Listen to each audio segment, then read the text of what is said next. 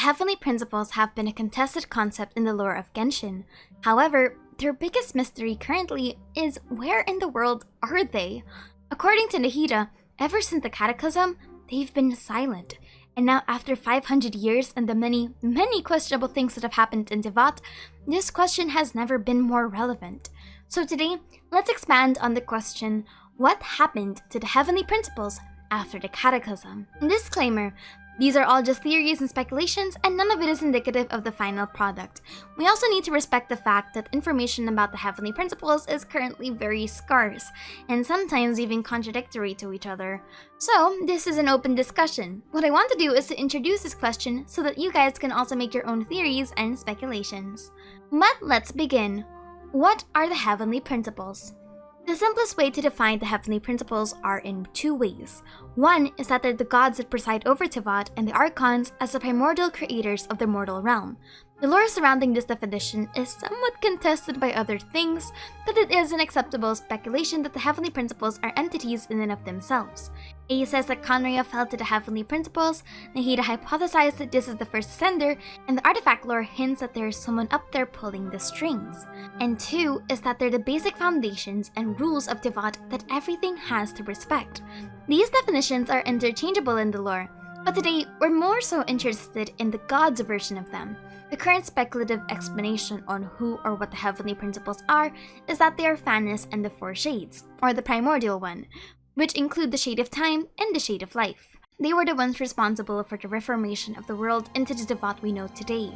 They set the commandments on what you can and can't do, and they punish those that trespass beyond the limitations they have set for the universe. The heavenly principles first came to this world as aliens, waging war against the original leaders of the land known as the Seven Sovereigns. Furthermore, their role in Teyvat is to act as unforgiving and immovable forces of nature that police external forces from infiltrating Teyvat from beyond the firmament. They wage war against forces from beyond this world that either physically attack the people or people have wrongfully summoned. They force down celestial nails that laid waste in the mortal realms in hopes of cleansing the land from the pollution of forbidden knowledge, but in turn actively destroying everything from the old civilizations. This is evident in the opening of Genshin Impact and the trailer of We Will Be Reunited, where Celestia intervened and mandated that the Archons go to Khaenri'ah to assist. Furthermore, the heavenly principles themselves became involved and punished the Khaenri'ahns and presumably sent down the nail to wipe out the whole land. However, Khaenri'ah was the last time that we have allegedly seen the heavenly principles, with Nahida commenting that they have been quiet for the last 500 years. You know that this is the case because no other major event regarding celestial nails or mass executions by a celestial verdict have been carried out. The actual artifact lore also never mentioned the heavenly principles' presence after that. So let's dive into the theories. Some contradict each other, some build on the others, but nevertheless, let's begin. Theory number 1. The heavenly principles were heavily depowered after cursing the people of Khaenri'ah and sealing away the traveler. The most popular theory is that the heavenly principles are all dormant because it took more effort to cleanse the Cataclysm. From what we know, the heavenly principles only intervened at the very end of Khaenri'ah's demise, where the forbidden knowledge was already spreading to the other nations and had caused havoc and irreversible corruption to the Seven's domains. Now, keep this in mind because a common misconception is that the heavenly principles were completely the cause of Khaenri'ah's fall, when in reality, it was already their doings that started the Cataclysm in the first place. The heavenly principles only intervened at the end to deliver the final verdict of the nails. Now, this theory proposes that they required more strength than ever to completely cleanse Khaenri'ah compared with other civilizations before them. First, they had to completely cleanse Khaenri'ah from the lingering monsters that remained in the city proper. This was done with the help of the Archons, but we also need to consider that not all of the Archons were present there, since some of them were also dealing with their own things. The second course of action was to cleanse the land similar to the other ancient civilizations that they've, saved. You know, with the nails. The third is that the heavenly principles cursed the people of Khaenri'ah to not only become monsters, but also with the curse of immortality. But the most crucial part of all of this is number 4, they had to deal with extraterrestrial creatures in the form of Aether and Lumine, something that they haven't had to do for centuries. The last time the heavenly principles dealt with another descender, as far as we are aware, was more than 1,000 years ago, meaning that the scene where the twins are sealed could have exerted more energy than needed, which may have been a double-edged sword considering everything else that they had to do. The battles between the descenders, especially the first and the second, were once massive, catastrophic wars that nearly destroyed the foundational order of Tevat as we knew it. So I theorized that the Sustainer wanted to avoid that situation of having to directly kill the travelers, but simply seal them away.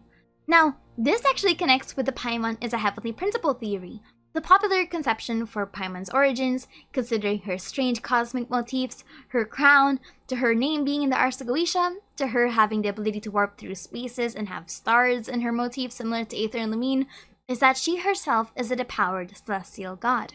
Nevertheless, that theory connects with this theory, where maybe the heavenly principles are absent because they either lost their memories or they're currently dormant in Celestia. Theory number 2. The heavenly principles are meant to be Stoic gods and are forces of nature more so than actual entities. This theory is meant to be a tad simpler than the others. The main reason they haven't intervened is because they have no need to. For at least the past 500 years, there have been no world-threatening breaches from the Abyss that would warrant intervention. The last 500 years have been relatively peaceful, with the questionable things brewing in the background, but that was none of the principal's concerns. Well, at least for the 7 nations that fall within the gaze of the gods. This is important since we know that the Abyss Mages and the Conrians are causing troubles for the 7, so why haven't the heavenly principles intervened? That's actually an interesting counterpoint. Maybe they don't see it as necessary, or maybe they think that the Archons can handle it. Or rather, they were simply just people that were living out the punishment in the eyes of the heavenly principles. It didn't matter as long as nothing was broken from the firmament, or it didn't matter as long as nothing was being corrupted.